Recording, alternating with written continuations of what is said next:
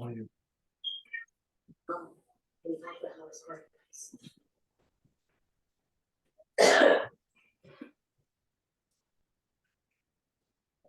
Ima. Heavenly Father, most gracious power, we humble ourselves as we come before you, begging your permission to approach unto your throne.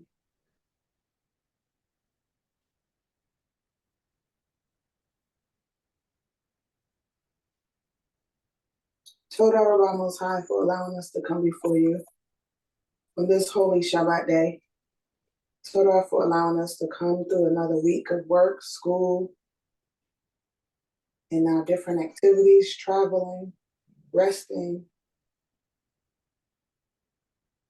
Toda Most High for the breath of life, for our working limbs, for our mind, our body, and our soul. Most High, we ask that you be with Israel in the four corners of the earth. Be with all those, O Most High, who are seeking you, who are keeping the holy Shabbat day today. Be with our elders, O Most High, in this walk. Allow them to continue to teach us and guide us, strengthen us.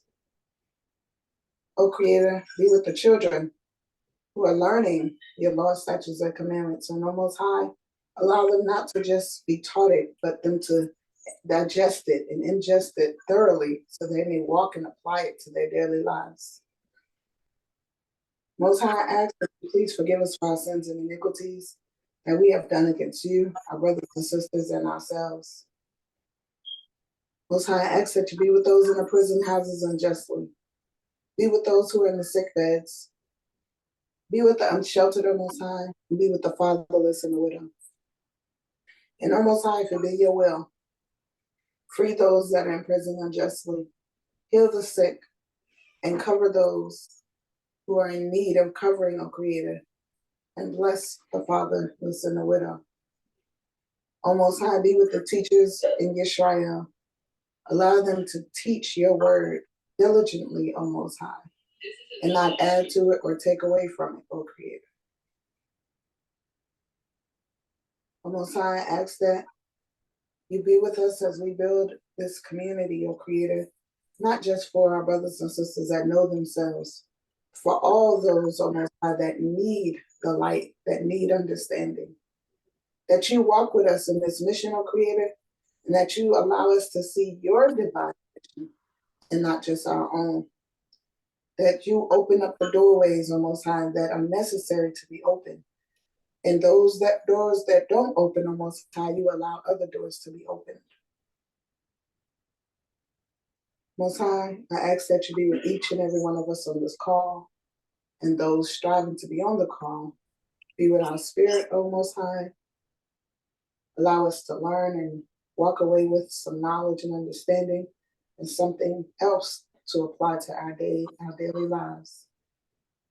Most High, be with my Ish, O Creator, as he teaches today, O Creator.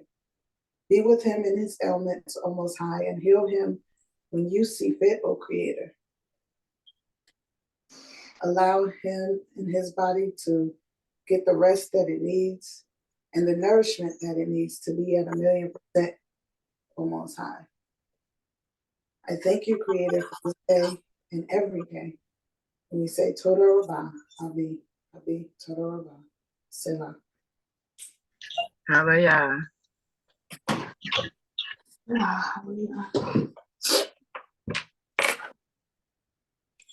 Mariah.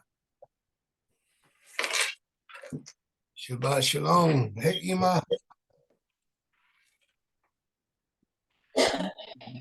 Said Mariah. And then her email. Say it now. It was on me. Shabbat Shalom, everyone. Hey. Shabbat Shalom. Shalom. Shabbat shalom.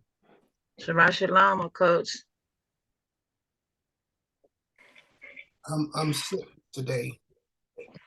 I'm under the weather. So y'all gotta bear with me. I'll talk as loud as I can. But I'm really excited to be here today. So please forgive me for being sick. You know, if I could have made it any other way, I wouldn't have been sick. I've been sick yesterday and tomorrow, but not today. But I couldn't control it. I actually feel better today than I felt yesterday. Let's move forward. Our reading today will come out of the book of Genesis, chapter 30. Our reader for today will be Emma. You ready? Okay. Okay. Genesis chapter 30. Before you read, please forgive me. I got something that I want to present. Okay.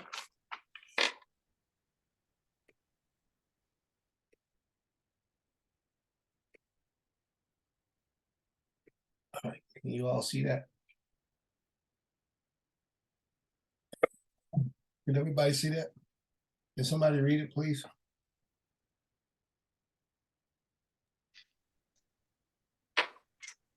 Says jealous, an adjective, feeling or showing envy of someone of their achievements and advantages. He grew jealous of her success. Feeling or showing suspicion of someone's unfaithfulness in a relationship, a jealous boyfriend. Fearlessly protective or vigilant of one's rights or possessions. Howard is still a little jealous of his authority. They kept a jealous eye over their interests.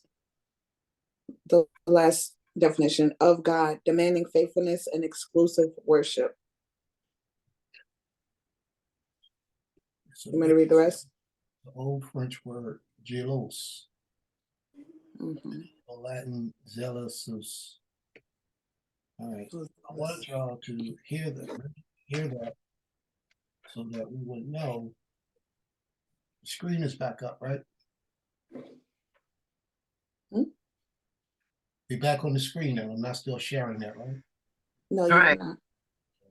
I want y'all to keep in mind as we read the definition of jealousy.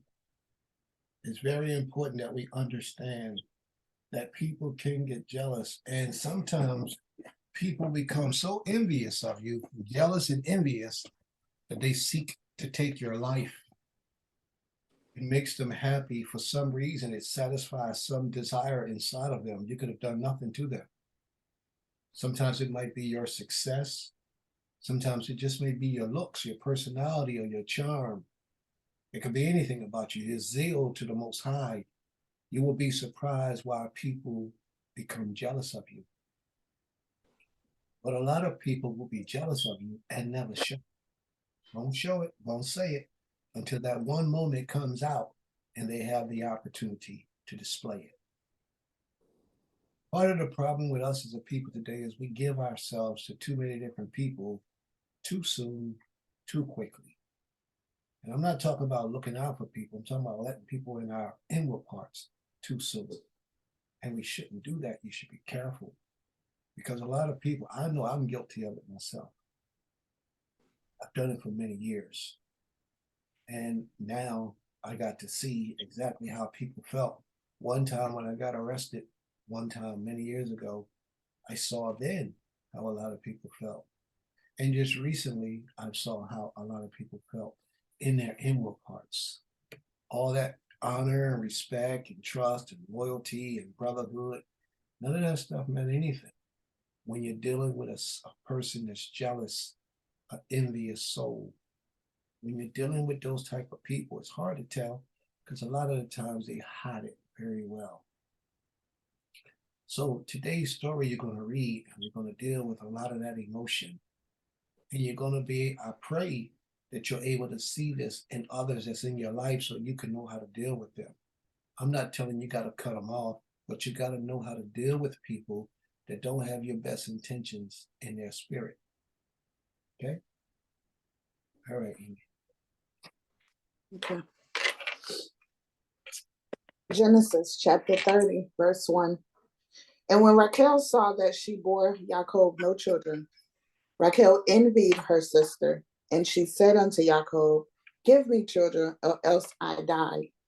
And Jacob's anger was kindled against Raquel, and he said, am I in the Creator's stead? Who hath withheld from thee the fruit of the womb? And she said, behold, my maid Bilhah, go in unto her, that she may bear upon my knees, and I also may be builded up through her. Now she was so determined to give her son, her husband, children, that she was willing. Now I applaud her. She was willing to give her husband her handmaiden. And if you know it, it's going to notice it's going to say, take her to wife. He didn't just have intercourse with her without marrying her, but she was a concubine. So concubines hold a certain level in a marriage. Once you marry a concubine, she still, I mean, that makes her a concubine, but a concubine still is a wife. You just have a different level of status in the family, but she's still a wife. So before that, she was just her handmaiden, a servant girl. And then she elevated her office just a bit, made her a wife or a concubine. Usually they say that concubines' children don't inherit things from the father of the child. But I've seen concubines' children inherit the kingdom. Yiftach was one. His wife, his mother was a harlot. And Yiftach ended up marrying, taking over and ruling the kingdom. But let's pay attention to the story. Read on, please. Verse 4. And she gave him Bilhah, her handmaid, to wife. And Jacob went in unto her. And Bilhah conceived and bore Jacob a son. And Rachel said, the Most High hath judged me, and hath also heard my voice, and hath given me a son. Therefore called she his name Dan. And Bilhah, Rachel's handmaid, conceived again, and bore Jacob a second son. And Rachel said, with mighty wrestlings have I wrestled with my sister, and I have prevailed. And she called his name Naphtali. And when Leah saw that she had you want me to stop there? Leah had stopped having children, but she got envious of her sister because her sister started having children. She already got children. At that time, she had like 4 to 5 children. And her sister actually didn't produce children. Her sister's servants had children. And this is not right for our sister to think like this. But the story is on record just to show us how jealousy creeps into our spirit and creates a thing of envy toward our own blood, our own brothers and sisters. And these are biological brothers and sisters, so it's even worse. Read on, please. Okay. Verse 9. And when Leah saw that she had left off bearing, she took Zilpah, her handmaid, and gave her to Jacob to wife. And Zilpah, Leah's handmaid, bore Jacob a son. And Leah said, fortune is come. And she called his name Gad. Stop. Give her your first treasure. Do you remember when, I don't know if we got to that part yet. I don't think we did. But when some of you may already know the story. You remember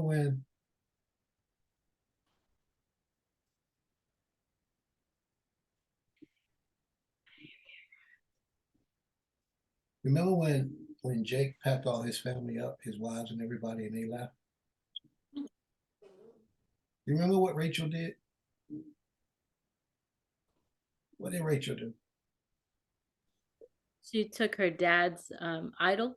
She took her idols, statues, And sat on it. and she hid them. She said, Now, and lied.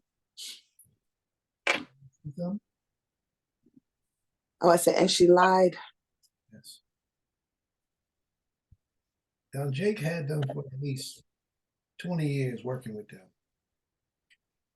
He served for 14 years, and then he became a servant for another 6 years in Laban's house because Laban was so blessed because of all the blessings and fortunes the Most High brought in his direction while he was in his house. He didn't want him to leave. But you guys got to remember that old man Jake's relationship with the Most High was still being tested and tried. Remember, he said to the creator, if you let me turn back here, then I shall serve you. But the Most High didn't put contingencies on his relationship with Jake. What he did was say, I will be with you. I will be. Not anything that I might be, or if you do something, I will. But that's what he did to the creator. He had to prove the creator. He'd been with Laban in Laban's house for over about 20 years. Laban saw the Most High hand on old man Jake. And Laban was astonished by what he saw and didn't want to let the man go. But Jake didn't understand the loyalty to the creator that was necessary. Jake is still developing. Jake's wives practice idolatry. And Jake is steadily having children with them. And they are practicing idolatry, which means they were raised up in idolatry and they have not let it go. Here we see right here was Zilpah named the child. And she says, she names the child Gad. Was it? Where am I at? What verse was that you read last? 11, but Leah named him, but it's 11, verse 11. I'm sorry, Leah is who I meant to say. All right. And what she says in verse 11 is,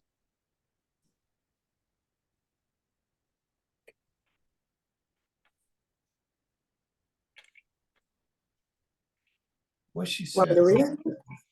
Say it again. Do you want me to read it? I was actually looking for my clip that I wanted to bring up. What she said in verse 11. You move that one down.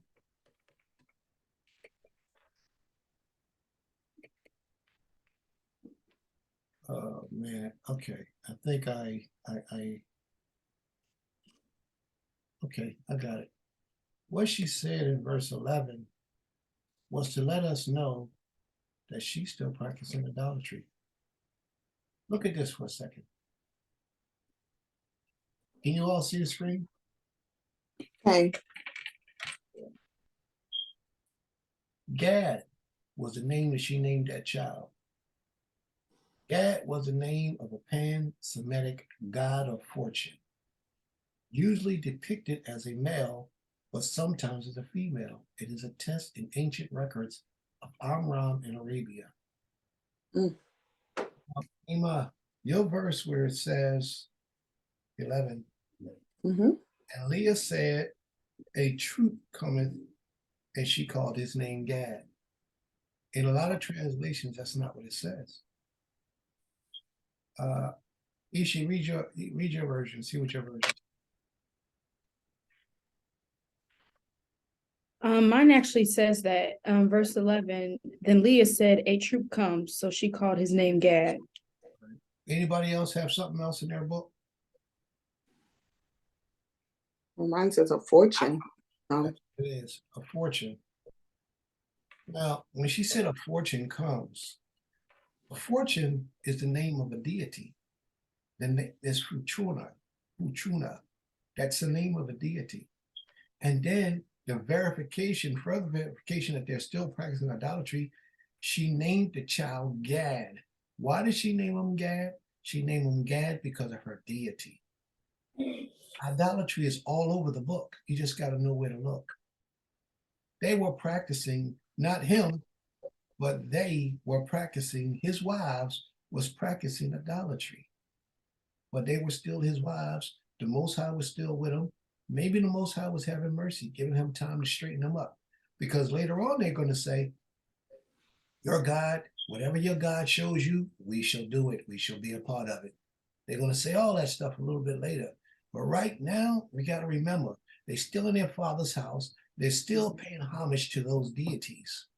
And right here in the birth of their child that Zilpah had, Leah named that child. She gave praises to Fortune or Fuchina, and then she named it after Fuchina and named him Gad. Let me see if I have the other one here. Okay, Gad. You look up the name Gad. This is what Gad means. luck, or fortunate. The text of the book of Genesis implies that the name Gad means luck or fortune in Hebrew. Gad, son of Jacob. What does Gad mean in the Bible? So you see what I mean?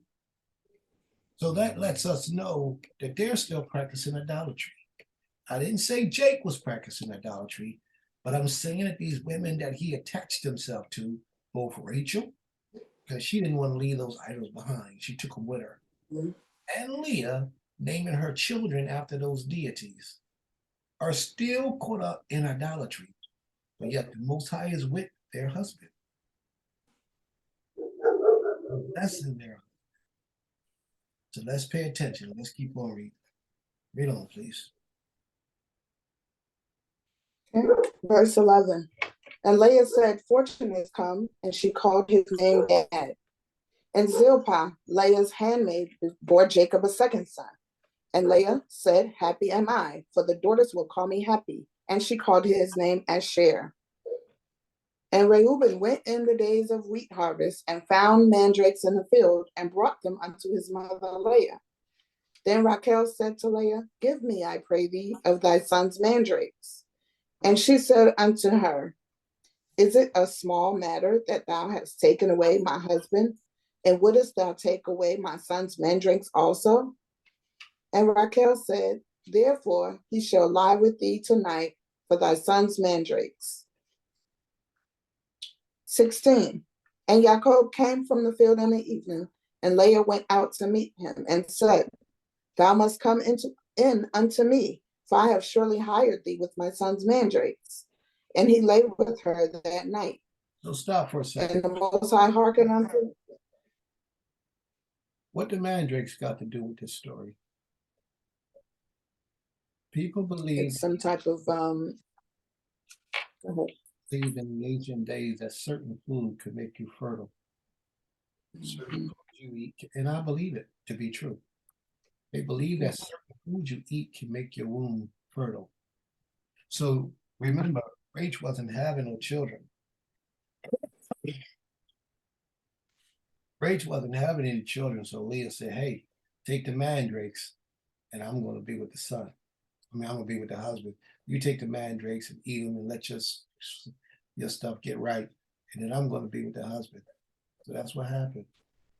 He talked her into it, and she went for it. She said, okay, because she wanted children so much, she went out of her way to do what she thought to do to bear that child, or to give her husband a biological child. But watch what happens. Because she thought about her sister, even though it was a selfish act, because she thought about her sister, her own womb was opened up. So you see what happens when we think as a nation and do as a nation, the true word of brotherhood and sisterhood. You see the difference? A lot of times you do the things underneath of the name or title sisterhood or brotherhood, the Most High sees that and he blesses you. Today, we got a lot of people talk that sister and brother stuff who don't mean it, who don't back it up with their actions. They only mean it in words and words only. But let you need and see if they'll sacrifice their own comfort to help you. And these are the same people that because you got a good spirit, a good heart, you're right there at their call to help them. But when it's reversed and you need something from them, you can't get it. You have to be careful who you call brother and who you call sister, because you'll be thinking that this person is a true brother of mine until the time comes that you need something from them. And I ain't talking about you need $5. I'm talking about something that's going to cause them some discomfort. And then you find out who the people really are. But read on, let's see. Oh, another thing I want to bring out was it says Jake came in from the field in the evening.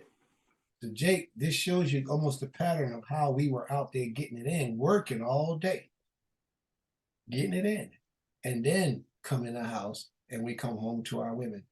That's an example. Just by hearing that is an example of what's going on. You'll see how much Jake was in the field in the next chapter. You'll see how much he was in the field. He was serious about his work.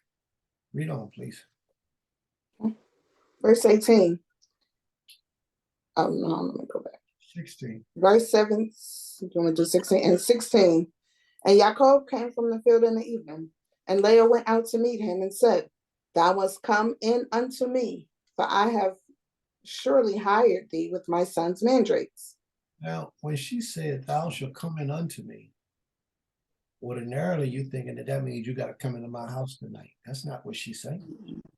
He's saying, You got to come and give me some and have an orgasm inside me. That's what she's saying. No matter how gross that might sound, that's what she's saying. Now I have to come in unto me. And that's what he did. Read on, please. And he lay with her that night. He laid with her that night. So he fulfilled that part of the job. And what happens? 17. And the Most High hearkened unto Leah, and she conceived and bore Jacob a fifth son. And Leah said, The Most High hath given me my hire, because I gave my handmaid to my husband. And she called his name Issachar. And Leah conceived again and bore a sixth son to Jacob. And Leah said, The Most High hath endowed me. Baby girl, I need you to work with me. Sometimes I got a little bit of something to say, just sometimes. I know you read very well. You're a very good reader. My voice is a little slow today, and I know it's a little bit of hesitation in this. So when you get to a period, just give me a second to say something. She said, and Leah conceived, scripture says, 19, and Leah conceived again and bare Jacob a sixth son. Why did I bring this out? Because Leah was the one that he loved less. So you know if he loves you less, he's going to be treating you slightly different. Not that he's got to be rude and nasty and mean to you, but you won't be getting the full treatment of that one that he really worked 7 years to obtain. And then 14 years to obtain. He loved her a little bit less, but the Most High opened her womb most. This her sixth child. He'd have never thought that. And if it was his desire, it wouldn't have been her. It would have been Rachel, the one he desired the most. Read on, please. 20. Well, 19. And Leah conceived again and bore a sixth son to Jacob. And Leah said, The Most High hath endowed me with a good dowry. Now will my husband dwell with me, because I have borne him 6 sons. And she called his name Zebulun. So she thought. And afterwards she bore a daughter and called her name Dinah. So she thought, because she was having all those children by her husband and boys, that would turn her husband's feelings toward her. It ain't got nothing to do with the children you have. It has everything to do with you, your attitude, your conduct, your behavior, your purpose in that relationship is what make this man feel and do and treat you the way that he does. You can have 1,000 children for that man. Well, let's get realistic. You can have 10 children for that man, but if you dirt, if you bad, if you're not a shining star, he's going to treat you like you're not a shining star. But if you know yourself as a woman, not only will you be having children, but you'll know how to communicate with your husband effectively to get the best from him that you deserve. You know, that's a problem with a lot of our women today. They don't know how to communicate effectively with their husband because they truly don't know their husband. They're more concerned with how they feel and what they think rather than studying the man that they're with so they'll know how to effectively get the things that they desire. I didn't say the things they need. I said the things they desire. Because a real man is going to give you what you need. But if you know how to get through to that man, he's going to give you what you desire. He's going to touch those places, your most intimate parts, because you know how to reveal that part to him. Okay? Read on, please. What verse are we on? 21. And afterwards she bore a daughter and called her name Dinah. She had And the Most High remembered. she had six boys, right? And one girl. And one girl. That's a lot of children for one woman. She did it. That shows you how she felt about her husband. I wonder if she had a conversation with her father prior to her father tricking him and giving her him. I wonder, it's so much to be said, it's no way to tell. But she really desired the love of her husband, as every woman should. As the scripture says, your desire should be towards your husband. Not a boyfriend, not another woman, but your husband. And that's where it's supposed to be. And she fulfilled that portion with her and her sister. Their desire was toward their husband. But if you realize the law of the Most High says you should not marry two sisters to cause strife and envy toward each other. This wasn't Jacob's doing, this was Laban's doing. Laban actually did this. He married two sisters to one man. And sure enough, we can see that prophecy that the Most High said, that it will cause strife between the two. It has taken place right here in this story. Read on, please. 22. And the Most High remembered Raquel, and the Most High hearkened to her and opened her womb. And she conceived and bore a son and said, the Most High have taken away my reproach. And she called his name Joseph, saying, the Most High add to me another son. She was so happy when she had that child. She couldn't believe it. Y'all got to remember this. We're going on at least 27 years. Oh, no. This was still within that 20 years. We're going on with at least 7 years. At least 7 years. Because Zilpah, Bilhah, Leah, they was having children. So at least 8 children was born at that time. And Rachel didn't have one. So she got to see that over an 8-year span, which brought her a lot of misery and pain, and it caused her to be a lot of bitterness toward her sister wife and her sister. She was bitter. But after all that, the Most High opened her womb. She was the happiest woman in town. So, the Most High is able to do anything. You might give up on him. That doesn't mean he gave up on you. So be patient. Put on the Most High's hand. Like today, my wife, she made prayer. And she said, Creator, heal him when you're ready. Man, I want him to heal me now. But I understand. It's when the Most High is ready.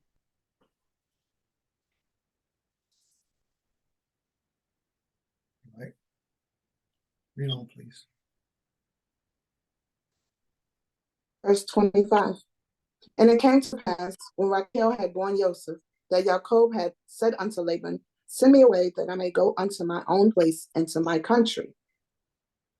Give me my wives and my children, for whom I have served thee, and let me go. For thou knowest. He asked the man to let him go. He went to him. He said, listen, I'm done. I want to leave now. But do you know the Hebrew law? That if a man is given his freedom, after a Hebrew man comes and serves you, once you offer him his freedom, if he doesn't leave, he has to serve you forever.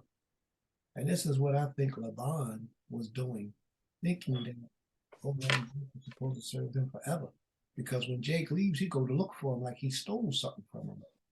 We're going to revisit that law in a minute. He go looking for him like he stole. He didn't steal anything. But there was a reason why Jake wanted to leave.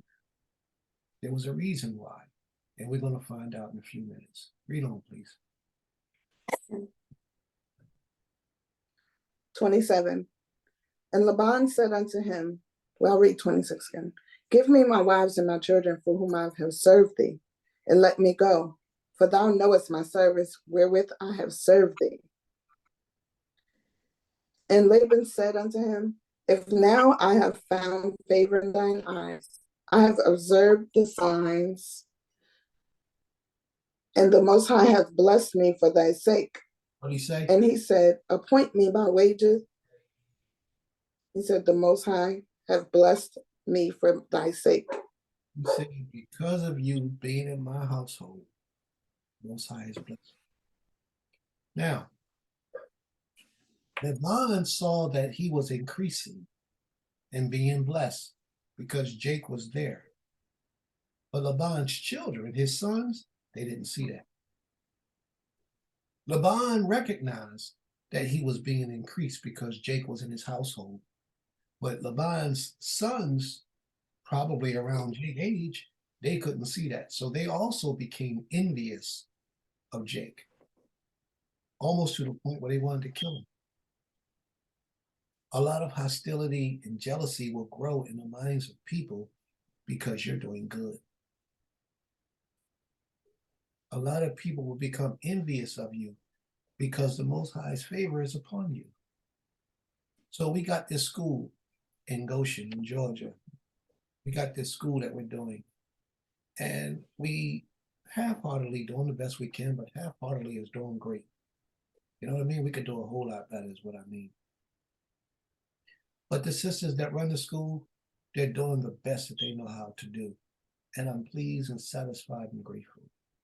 But to us, we see how we can grow so much further.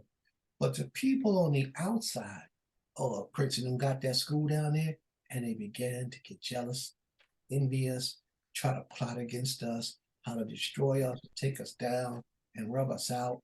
Anybody talk about their children, they try to deter the people from bringing their children. Any type of way that they can hold it back. Well, did you hear about this? Did you know this? Did you do that? And if the person still goes forward and bring their children in, they'll stop communicating with the people. And I'm telling you this from firsthand experiences because it's a fact. This is how we are as a people. Instead of us recognizing that this is something that we need for our people, let's stand behind it, let's motivate it, let's push it. And with all that the Most High has blessed us with, let's give 1/10 of it back to that organization. Instead of us doing that type of thing, we go back to what the white man, the Western mind state has taught us. And the Western mind state has taught us individuality over brotherhood and sisterhood. Which means I do for me and you do for you. And if we see each other, we see each other. If we don't, we don't. Read on, please. 29.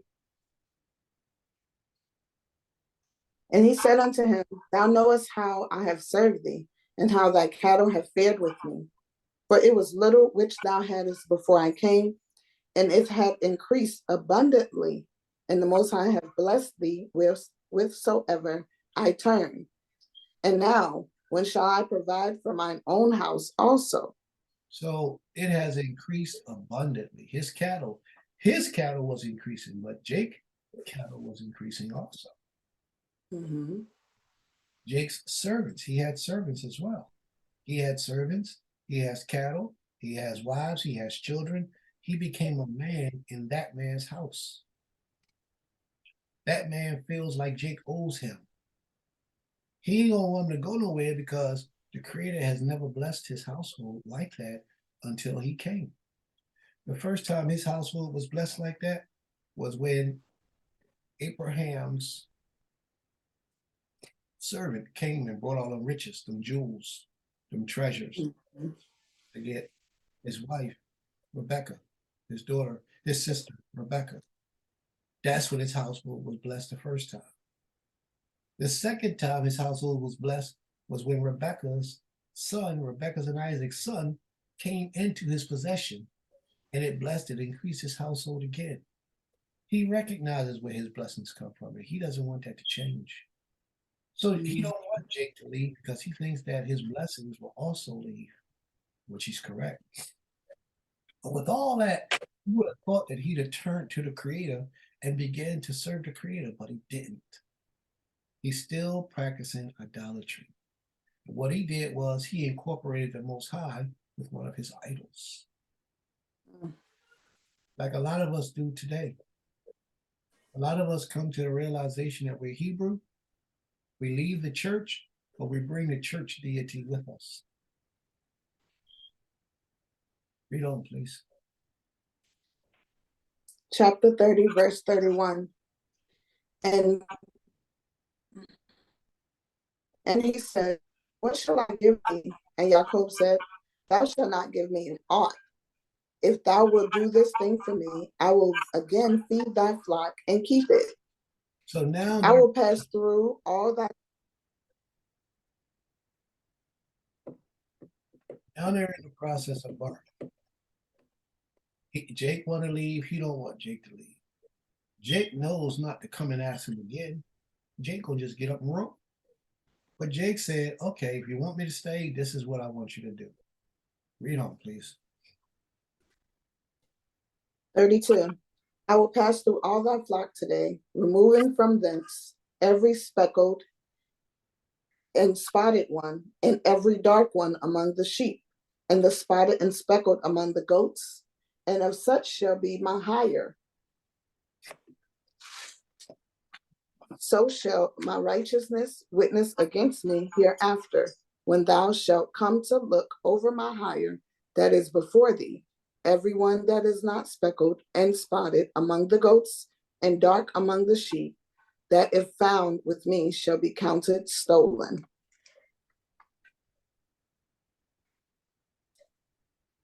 (34) And Laban said, behold, would it might be according to thy word?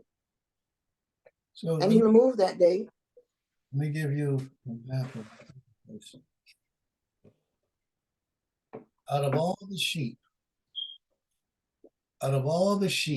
and the goats, if they were speckled, dark, or had spots on them, imperfections, then they were to be Jacob's pay for the work that he was doing. But if they was plain, if they were solid colored, then they would be Laban's goats. So if he had a newborn baby and the newborn baby came out speckled, then Jake got to keep it. If the newborn baby came out with a dark solid color, solid or dark completely of the sheep, now that the goat's brown was his. But if they didn't come out with imperfections, then it was reminded to Laban. Only the Most High can make that happen, correct? So all the ones that begin to be born are going to be speckled and stripes and all types of things. So they're going to be going to Jake for his work. And the Most High is going to be increasing his hand, causing him to grow fat, while Laban, the ones that Laban is having, is not that many all of a sudden. So let's see what happens. Read on. 34. And Laban said, behold, would it might be according to thy word? And he removed that day the he goats that were streaked and spotted, and all the she goats that were speckled and spotted, every one that had white in it, and all the dark ones among the sheep, and gave them into the hand of his sons.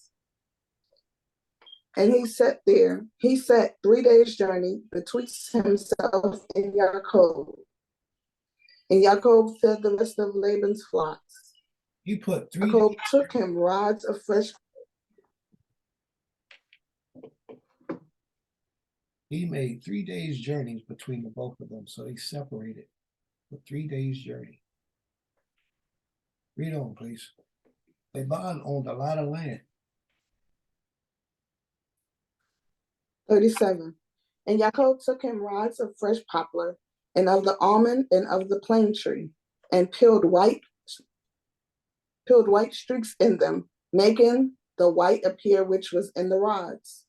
And he set the rods which he had peeled over against the flocks in the gutters, in the watering throws, or in the watering troughs, where the flocks came to drink. And they conceived when they came to drink. 39.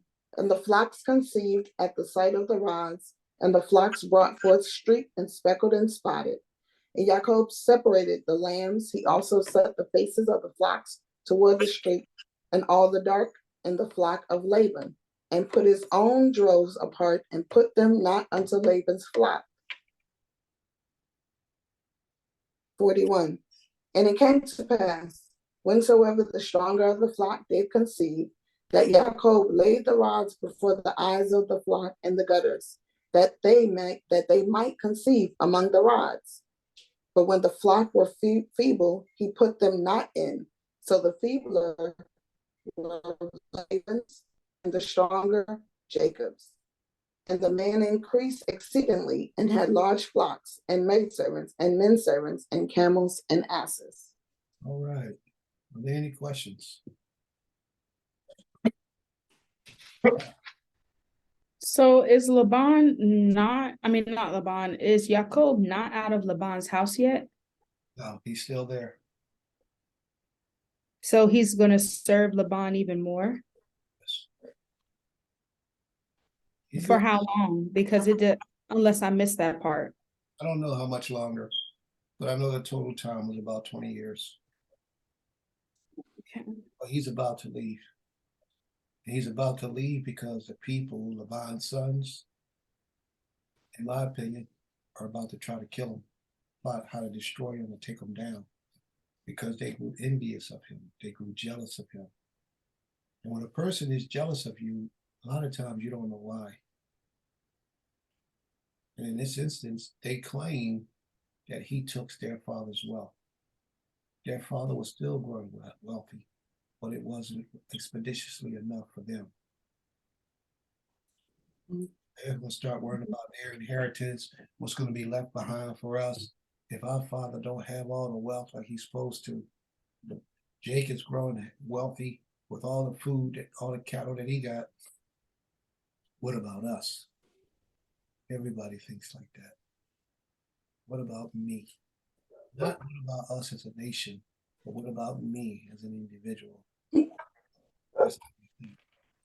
Whatever we got to do, move back the nation from growing, just so we ourselves can grow. That's what people do. Very few people think about feeding the nation, sacrificing for the nation.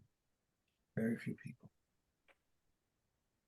Right? So that bargain earlier when they verses like 31 through 33, that was in exchange for Laban trying to get Jacob to stay there and work. Yes.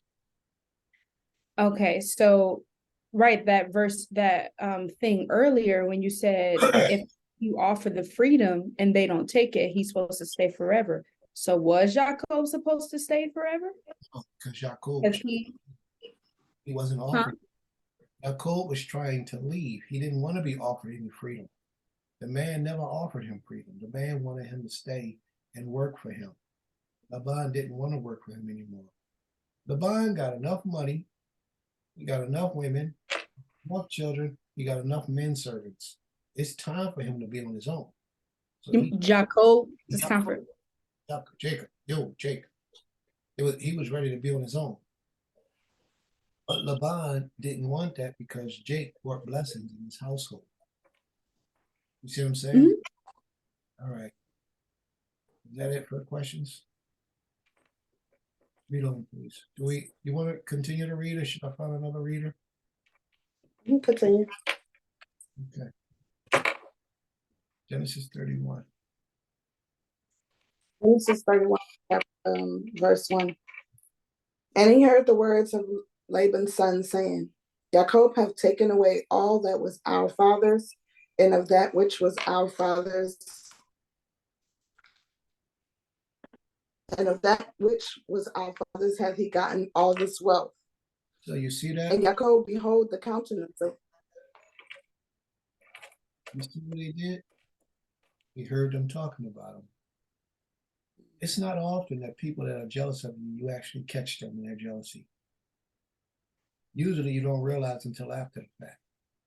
The Creator blessed him, and he heard them talking about him. So he knew his life would be threatened soon. So he knew he had to leave.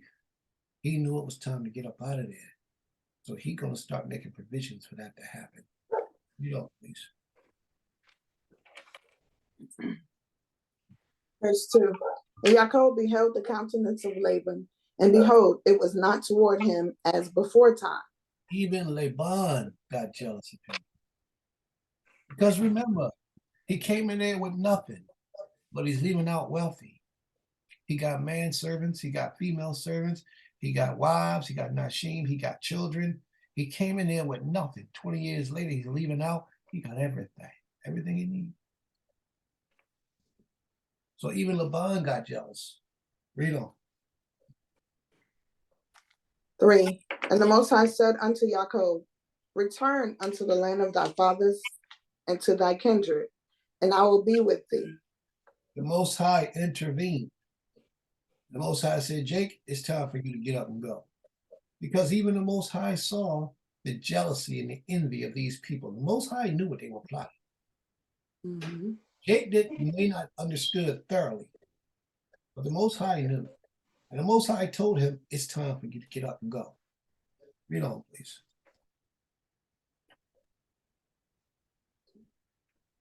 4.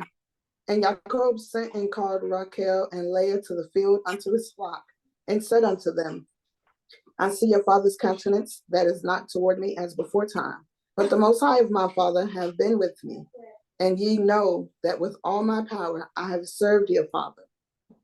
And your father hath mocked me and changed my wages 10 times, but the Creator suffered him not to hurt me.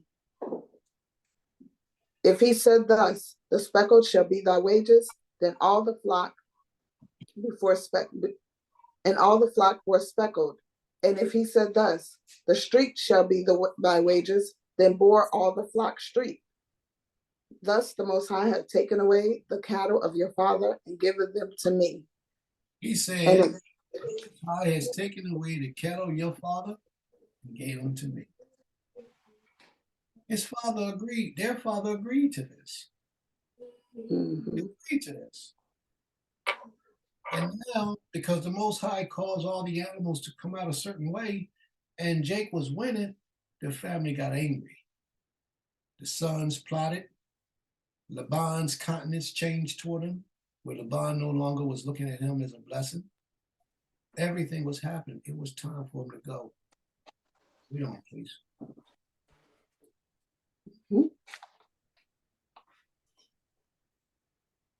Verse 11. 11. Verse 10. Verse 10. And it came to pass at the time that the flock conceived that I lifted up mine eyes and saw in a dream, and behold, the he-goats which leaped upon the flock were streaked, speckled, and grizzled. 11. And the angel of the Most High said unto me in the dream, Jacob. And I said, here am I. And he said, lift up now thine eyes and see, all the he-goats which leap upon the flock are streaked, speckled, and grizzled. For I have seen all that Laban doeth unto thee. So what this shows us is that it's wrong to mistreat people. Because Laban was actually mistreating Jacob from day one. He worked for 7 years for one wife, but he didn't give him his wife, he gave him somebody else. Also, he worked out in the fields and he wasn't being paid. So the Most High said, I'm going to change all that. And I'm sure a lot of other things was going on that we're not hearing about. It's not mentioned here. But the Most High says that I saw all that Laban has done to thee. Also, this is after the Most High told him to leave. So you know a whole lot of other things was going on as well. Because the Most High told him to leave. Like they were probably, in my opinion, in my opinion, they was trying to get to kill him. So that they could do everything for themselves. The Most High saw that. Read on, please, and let's watch. Verse 13. I am the power of Bethel, where thou didst anoint a pillar, where thou didst vow a vow unto me. Now arise, get thee out from this land, and return unto the land of thy nativity. That's a second time. And Rachel, that's the second time the Most High told him to get out.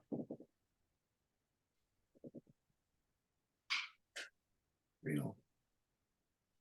14. And Rachel and Leah answered and said unto him, Is there yet any portion or inheritance for us in our father's house? Are we not accounted by him strangers? For he hath sold us and hath also quite devoured our price. 16. For all the riches with the Most High have taken away from our Father, that is ours and our children's.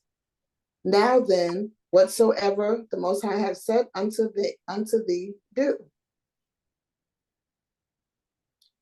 Then Yaakov rose up and set his sons and his wives upon the camels, and he carried away all his cattle and all his substance which he had gathered, and the cattle of his getting which he had gathered in Padan Aram, to go to Isaac his father unto the land of Canaan.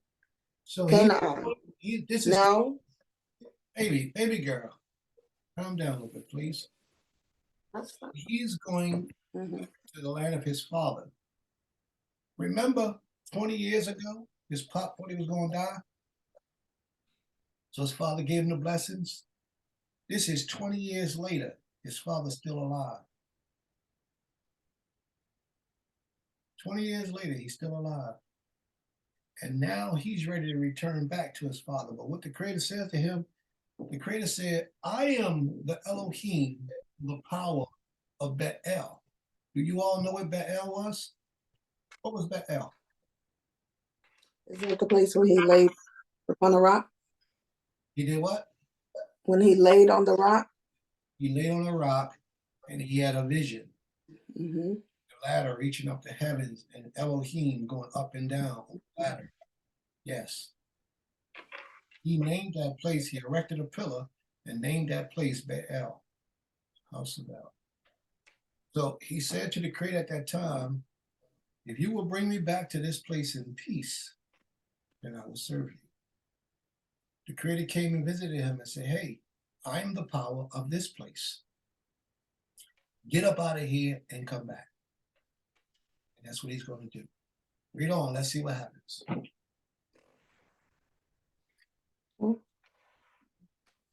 Genesis chapter 30, verse 19. Now Laban was gone to shear his sheep, and Rachel stole the tephirim that were her father's. Why? Why? Why did she steal those statues, those idols? Why did she steal them? Somebody tell me, please. She still worshiped them. The reason why she He stole was them, attacked. the reason why she stole them is because it's hard, extremely hard, when you've been taught something all your life to change direction of your thoughts. And she had been taught to rely on these images, these idols, these statues, all of her life. She thought they had some power. So she stole them to take them with her so that they will be protected and blessed out on the road. And when she stole them, it angered her father and is going to make him pack up and go after them, having an excuse for coming up to them. Read on, please. Verse 20. And Jacob outwitted Laban the Aramean, and that he told him not that he fled. So he fled with all that he had, and he rose up and passed over the river and set his face toward the mountain of Gilead. 22. And it was told Laban on the third day that Jacob was fled, and he took his brethren with him and pursued after him 7 days journey. And he overtook him in the mountain of Gilead. Stop for a second. This is what the Creator put in my mind just now. Jacob left with all of his sheep, his goats, his wives, his female and male servants, and they hit the road. They're out in the wilderness. They're running in the wilderness. They're out in the open fields. There is no traffic lights. There is no street lights. Sometimes you have the light of the moon to guide you, but for the most part, at night you have to sit still. That's a very scary situation. Jacob had to be a strong man. And what do I mean by that? The people that walk with him are being led by his confidence. They're trusting his ability to lead them. They're trusting that this man will protect us. He knows the way, he knows what to do. And this is what it's like anytime you have a man or woman as the head of an organization. You have to stand behind that individual and know that they're going to lead you in the best way possible. If you're in a marriage, you have to do the same thing. You have to have that confidence. And I tell you right now, if you don't have that confidence, you might as well go. Because the individual you will not be effective in a relationship. You got a husband that you view as a weak man. He's no good. I can't trust him. You know, so a skirt gonna blow past him and he gonna fall for it. Then you gotta get out that relationship. Spiritual leader, if you feel your spiritual leader is weak, you got to get out of that relationship. Because you will not be effective. You won't do your all, you won't give your best to that situation, which will allow him to be his best. You won't allow that to prosper and to flourish if you got that negativity inside of you. If you got that doubt. If you don't think the Most High is blessing this individual, if you don't think the Most High is protecting this individual, if you don't think the Most High is guiding this individual, then it's best you go somewhere where you fill that in. Because you won't be any good to the process. So many of us don't understand that. We will linger around in situations and never put our whole energy into it. Then we're being a hindrance to the progression of that situation. And not an asset to the progression. And we should all strive to be assets to anything we put ourselves into. We should be searching out new ways to help the community. We should be thinking, you ain't got to be asked, but if you could come up with something on your own and take it to the leadership and say, hey, this is what I thought about, what y'all think. If you're not doing this type of stuff, it just might be in your mind, might not be in your mind to do that type of stuff. But these are the type of things that we should be doing, given all that we got, every ounce of energy that we have to see that community grow and prosper and be strong. And if we're not doing that, then we're wasting our time. Either we need to start doing it or we need to just fall back and let that community alone. One or the other. And then the Most High will bring those who are worthy of that type of attitude and power and blessings and contribution to what the Most High is doing.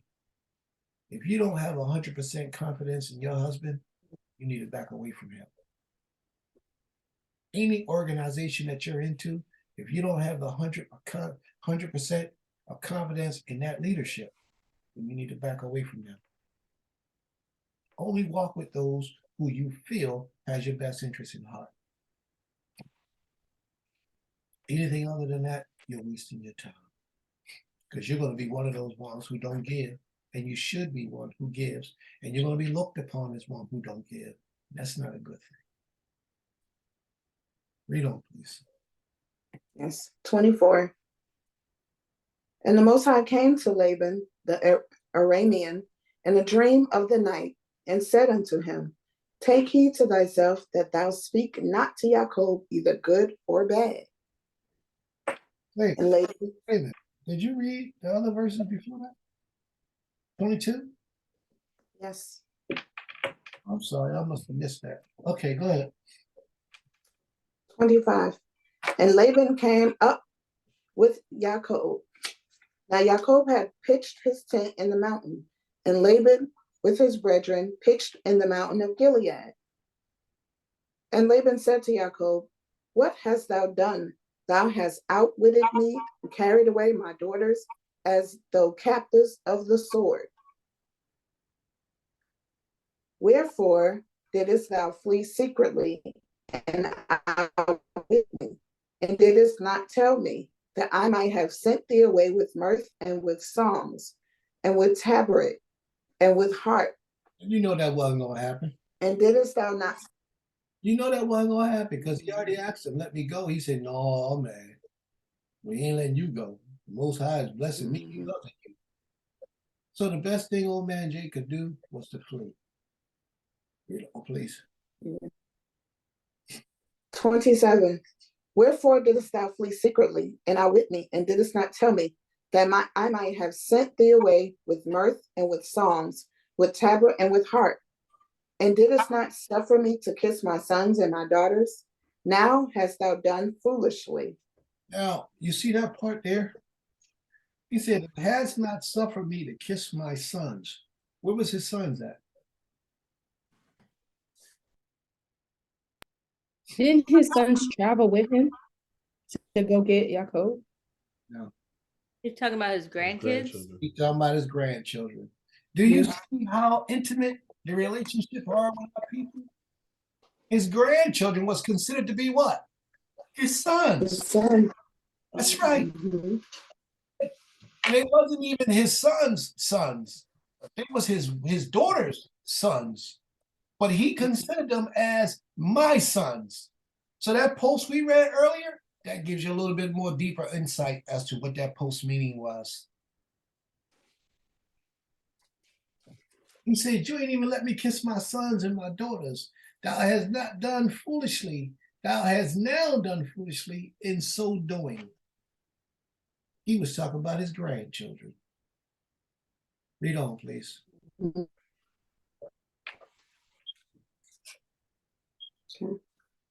28. And didst not suffer me to kiss my sons and my daughters? Now hast thou done foolishly. It is in the power of my hand to do you hurt. But the Creator of your father spoke unto me yesternight, saying, take heed to thyself that thou speak not to Yaakov either good or bad. Now, why did the Most High have to visit him in a dream to tell him that? The reason is because he had already had it in his mind, him and his sons had already had it in their mind that they was going to rub him. Mhm. Most High said, don't touch my servant, don't touch him. Mhm. So the Most High intervened, just as he'll do in your life. And you have to understand that. Sometimes the Most High will intervene in your life to keep your enemies at bay. Read on, please. Okay, Genesis 31, verse 30. And now that thou art surely gone, because thou art longest after thy father's house, wherefore hast thou stolen my deities? Whoa, wait a minute. Now Jake's sitting here talking about what? I stole my deities.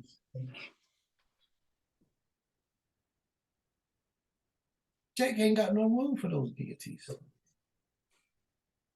But Laban accused him of stealing his deities. Read on. Let's see what happens, please. Verse 31. And Yaakov answered and said to Laban, because I was afraid, for I said, lest thou shouldest take thy daughters from me by force. With whomsoever thou findest thy deities, he shall not live.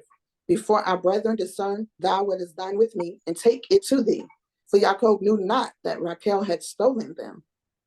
But what he said was, when whoever you find these deities with, they shall not live. Now, had they found them deities with Raquel, it would have changed the whole situation. But that was his heart. He wasn't going to let her die. But he knew that he didn't steal them. And a man speaks with that kind of confidence when he knows that he hasn't done what he accused of. Mm-hmm. That just shows you that you can't speak for everyone, only yourself. We don't. 33.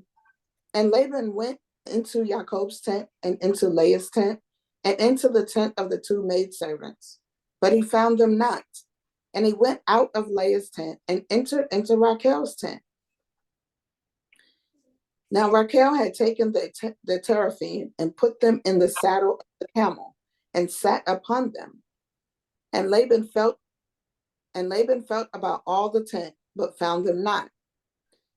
And she said to her father, let not my lord be angry, that I cannot rise up before thee, for the manner of women is upon me.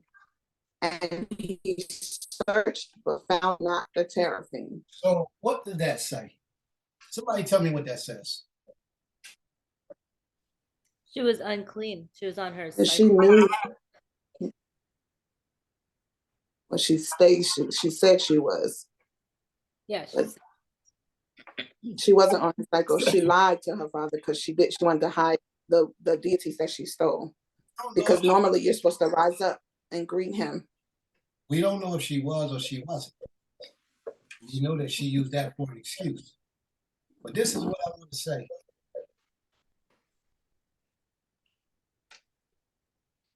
The law, when you're on the cycle, means that you can't touch the individual. Normally, when your father come in your presence, what do? Rise up. And you kiss and hug him. Would you agree? Mhm. But she didn't do either of those things. She stayed seated and said, Abba, I can't do this because that womanly cycle thing is on me. So he knew she couldn't touch him. She didn't bother with that. Neither could she get up because the images was underneath of her. So she played that out. Whether she was on a cycle for real or not, we don't know.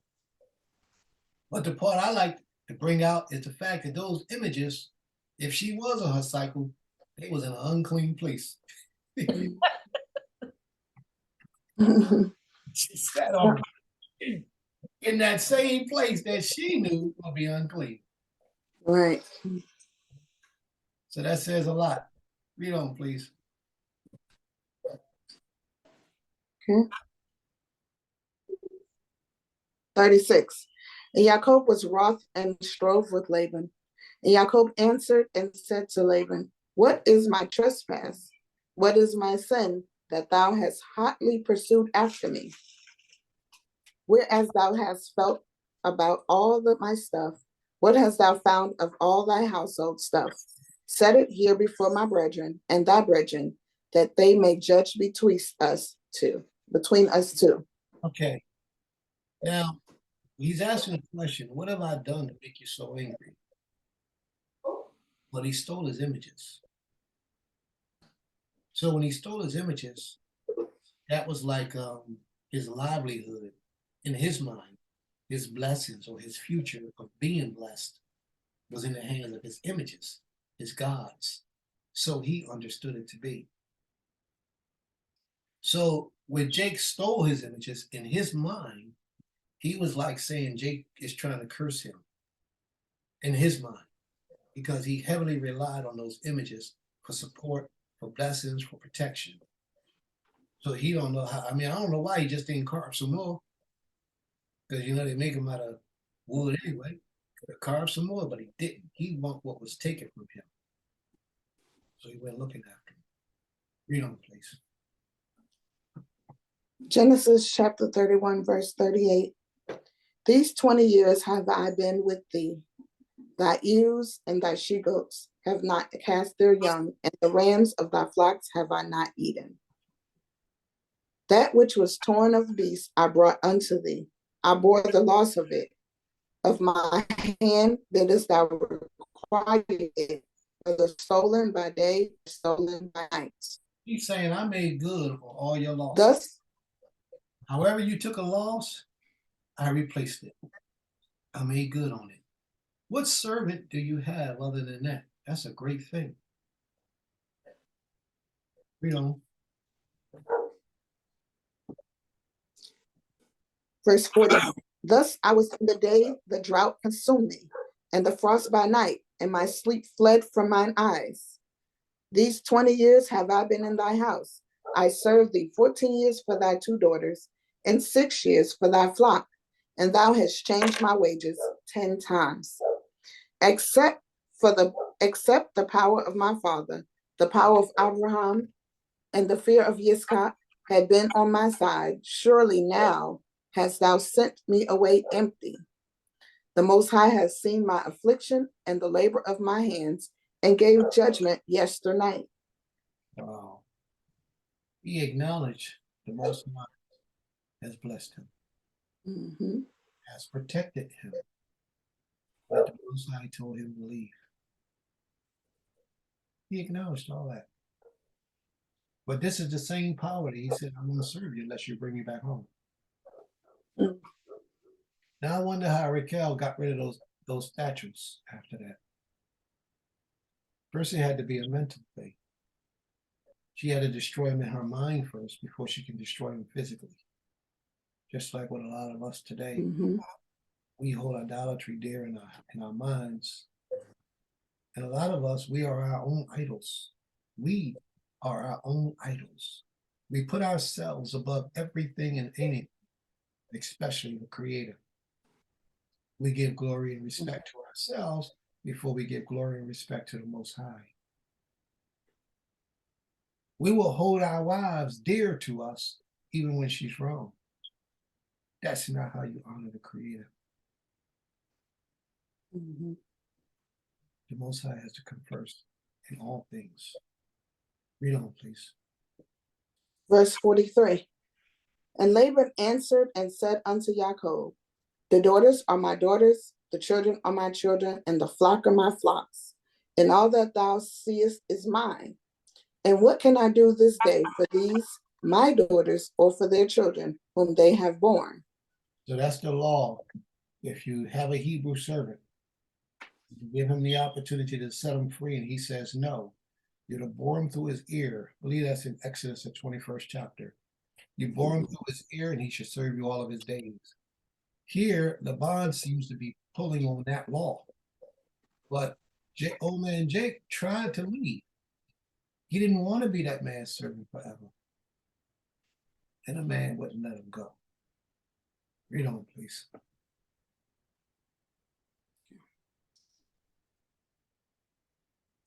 Before, and now come let us make a covenant, I and thou, and let it be for a witness between me and thee. And Jacob took a stone and set it up for a pillar. And Jacob said unto his brethren, gather stones, and they took stones and made a heap. And they did eat there by the heap. And Laban called it Jagar Sahadutha, but Jacob called it Galid. And Laban said, this heap is witness between me and thee this day. Therefore was the name of it called Galid. And Mizpah, for he said, the Most High watch between me and thee when we are absent one from another. 50. And if thou shalt afflict my daughters, and if thou shalt take wives beside my daughters, no man being with us, see, Most High is witness between me and thee. And Laban said to Jacob, behold his heap, and behold the pillar, which I have set up between me and thee. This heap be witness, and the pillar be witnesses, that I will not pass over this heap to thee, and that thou shalt not pass over this heap and this pillar unto me for harm. The Most High of Abraham and the Most High of Nahor, the Most High of their father, judge between us. And Jacob swore by the fear of his father Yitzchak. And Jacob offered a sacrifice in the mountain, and called his brethren to eat bread. And they did eat bread, and tarried all night in the mountain.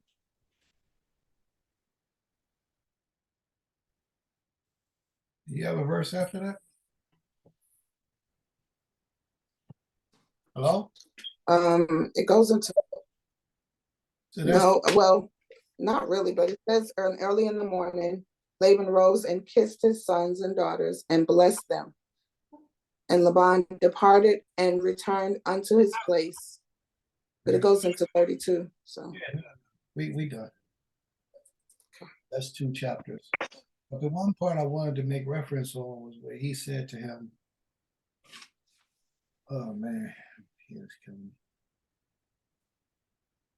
But he says to him that you should not take no more wives other than these wives while you're married to my daughters. If more fathers was to stand up like that and get the man to honor his word, just by giving an oath, making a man swear, give an oath to how he's going to treat his daughter, because he said to not mistreat him too. That would be a better thing. But what happens is a lot of our women, they get with these men, don't know the Creator, who never met their father, and they lay down with them and have intercourse with them. That's a shameful thing. It's an evil action. So, a lot of us are guilty of that. I'm guilty on the man's side, and a lot of women are guilty on the female side. Excuse me. Except the Most High had opened up our minds to allow us to see our evil, then we could never go to him and ask for forgiveness of our sins. We are an abominable people, but we have to ask the Most High for mercy daily. Because every time we read these scriptures, we see more and more about our own lives where we have failed to honor the Creator in our past and sometime in our present. I'm just asking how many of you have asked the Most High to forgive you for what you've done? I know I have, and I constantly do, because I know the life I lived prior to surrendering my existence to the Creator and to the nation. I know the life I lived. I know the things that I've done. I know how I treated his women. I know how I treated myself. None of that stuff was important. I just did.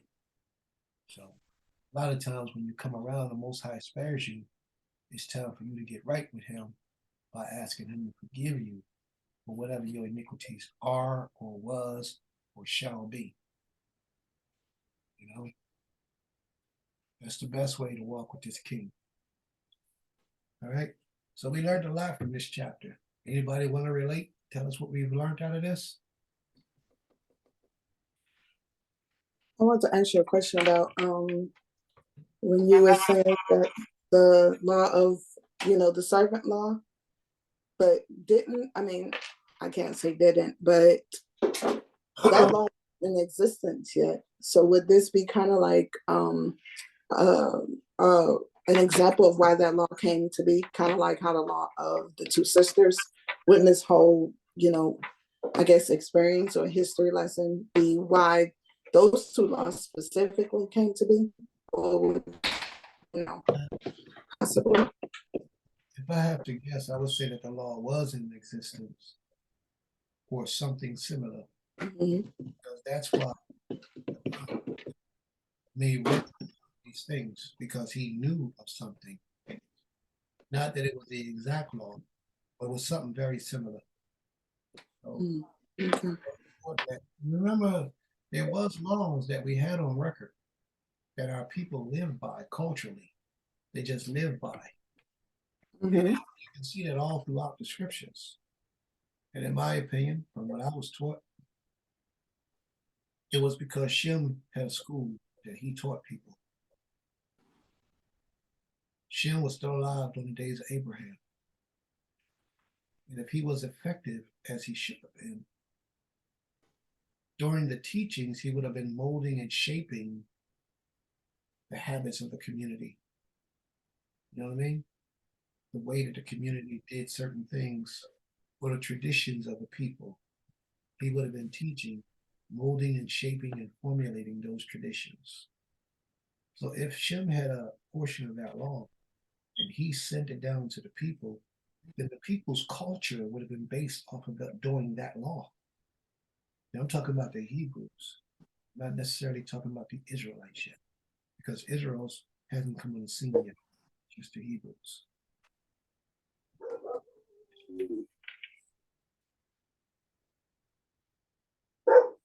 Okay.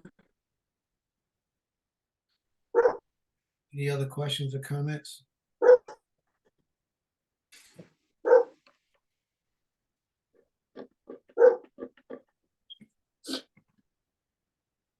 No?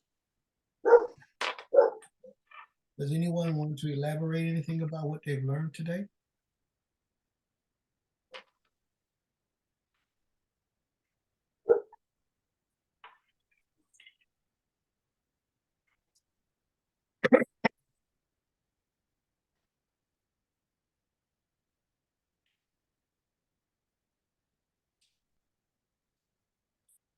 I like how the Most High was with Jacob, even though Jacob hadn't fully accepted him yet as his power. And I like how the Most High was okay with proving himself to Jacob, because he definitely don't have to do that, but he did. And And I appreciate that of the Most High, because we are very kind of like see it to believe it type people in a certain way. And I think the Most High understands that He created us, you know. So I think He understands that in order for us to fully dedicate ourselves and our likeliness to Him, we have to like see something from Him, hear something from Him to know, okay, that you are the power, you are the creator. I've definitely asked that before from the Most High myself. So and I went through a certain experience in my youth that showed me that. So I'm thankful that the Most High has that spirit about Himself, because we wouldn't have that spirit and that humbleness unless He had it Himself, right? Just like we wouldn't know what laughter is if the Most High Himself doesn't laugh. So I'm grateful that the Most High was with Yaakov, even though Yaakov hadn't really accepted Him yet. You know, so that was good. And it's crazy to see that the two sisters were in like a children war with each other. That's very sad. And it's interesting because that is important, especially back then, to bear children for your husband. It's still important now, you know, a lot of women desire that. But that's crazy to kind of see that like play out like that, because they use their handmaids, and even though that was fine, they were like counting the kids against each other. And that was very hard to read with that. So hopefully that just went away over time. But where was the part where the Most High said it's going to cause a strife or something with the sisters? Was that when He met Laban? Oh, that's in the law. Oh, okay. You should have- Oh, later on. That's later on in, okay. Well, yep. Anyone else? Thank you for that input.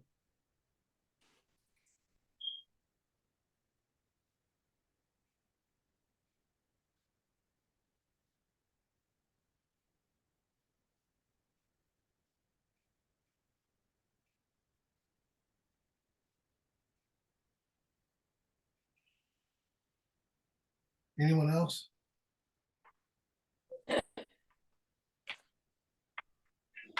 I think it was I've read this before, but I never knew about Leah naming her son Gad, and that being a deity. So that was very interesting to me. Good input.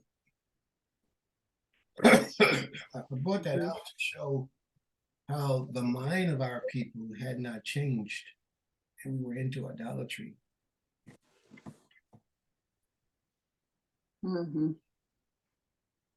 Although they married a man that was striving to learn more about the Creator, the women didn't let go of their idolatry, even to the day that they left. I would like to think that hopefully in the future they did, but at that particular time, they did not. Also, I didn't know Yaakov had a daughter named Dinah. You don't see a lot of mention of daughters, so that's really nice to see that. I thought he only had sons. Yeah, he had a daughter.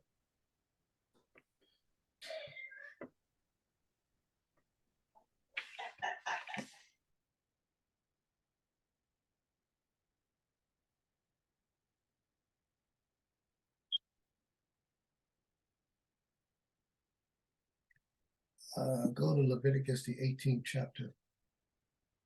Issue.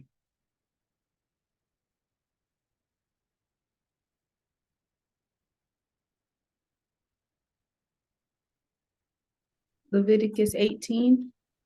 Yeah, start at 17, 18 and 17. Okay, verse 17.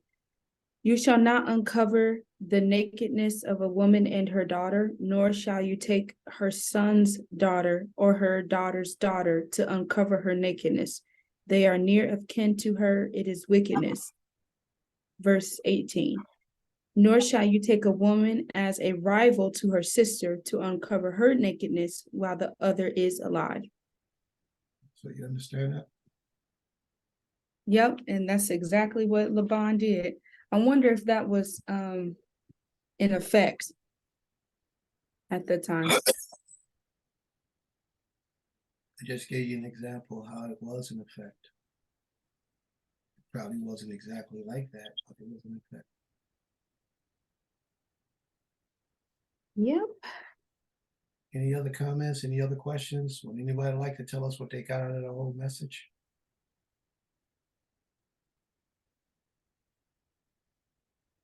Okay. All right. Well, thank you all for coming out this Shabbat day. Thank you all for spending the portion of your day with us that you have. May the Most High continue to be with you, help you and guide you, continue to lead you along the way. Are there any questions about anything other than the scripture we read today before we close out? All right, Isha, you got the floor.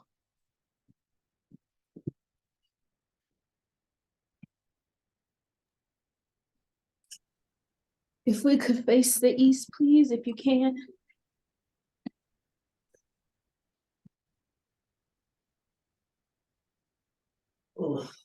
Toda, our creator and our master, our heavenly power and power of all of our grandfathers and ancestors, Abraham, Isaac, and Jacob, we come to you and approach you asking permission to beseech you at this time.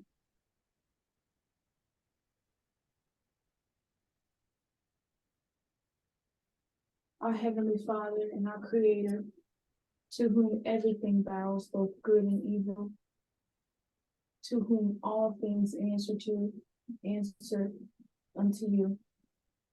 Our creator, we thank you and say, to thou most high master, for being who you are. Toda Abi for giving us the time together on this Sabbath. Toda for giving us the lesson that we have given, that you have given through Maish, and allowing him to get through this lesson today. Toda Abi for your words and your stories and everything left on record, no facts left on record for us to know, for us to understand who we are, our genealogy, our history. I pray, Father, that more people, as you see fit, be exposed to this truth. More of our family members, more of our friends, more of Yasharala, that you see fit, Father, to wake up to your likeness. Heavenly Father, I do ask for a prayer for our family members that don't know you, our friends that don't know you, and even us that are still getting to know you, Father, because we're all on that journey. May you please give us the strength by your spirit that we need to just get through life, to get through the next day of trials and tribulations. Give us the strength we need, Father, to continue searching for you. Please do not let us forget you now that we know you, Father.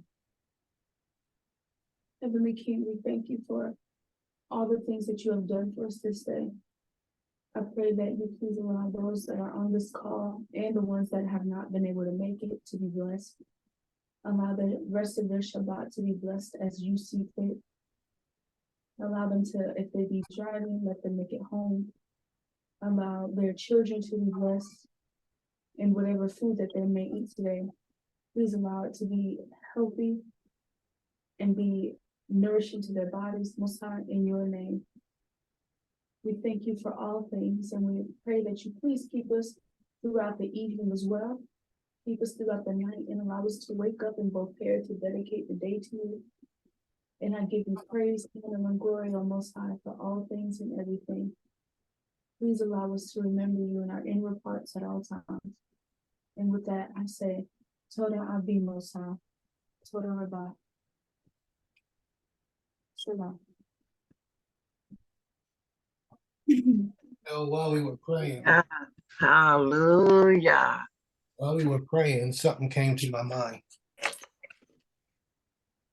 You know, sometimes if you're the one who has the jealousy in your heart, it's hard for you to see that you have those emotions towards someone else. Because a lot of times we don't never want to be truthful and honest with ourselves. So it's easy for us to say somebody else feel that way, but it's difficult sometimes for us to acknowledge that we are the ones with those issues, that we are the ones who feel that way, who harbor those negative emotions or envious emotions towards someone else. So I would ask that we all search our soul, and that we all ask the Most High to reveal to us, our sin, that we might be able to change it, so that we can better ourselves and be the best that we can possibly be. I know that y'all say some, I don't feel that way about nobody, but you will be surprised what the Most High reveals to you. You'll be surprised. All right. We have a couple of announcements. Just stop the recording, please.